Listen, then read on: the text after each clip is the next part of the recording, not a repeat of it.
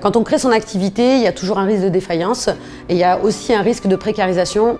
On est dans un environnement où, malgré tout, il manque encore de l'emploi. Donc nous, notre mission, c'est vraiment sécuriser le parcours pour que les gens trouvent dans la création d'entreprise un levier d'emploi, d'insertion. L'idée, c'est d'être dans un accompagnement humain. La notion d'échec et de réussite, elle n'existe pas.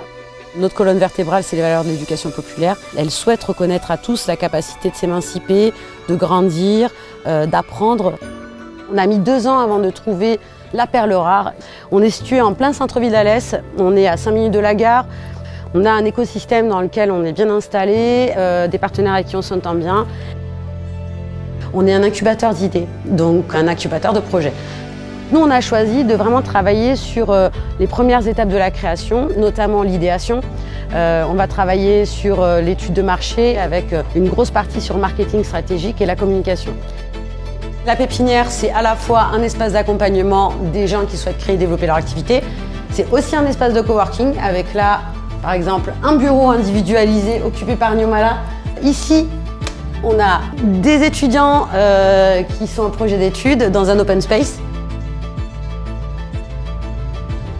Ensuite, on a le labo, l'espace d'expérimentation qui permet aux porteurs de projets, entrepreneurs de se réunir pour échanger sur leurs idées, leurs projets, se mettre en perspective.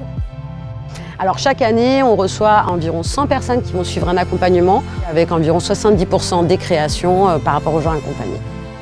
On a pu compter sur les fonds européens sur 60% du montant total, ce qui représente sur une triannuité entre 250 et 300 000 euros. On a créé l'espace de coworking, on l'a ouvert en 2022 et on envisage pour les années qui arrivent la création d'une boutique éphémère. L'idée, c'est d'amener de la dynamique à Alès, toujours.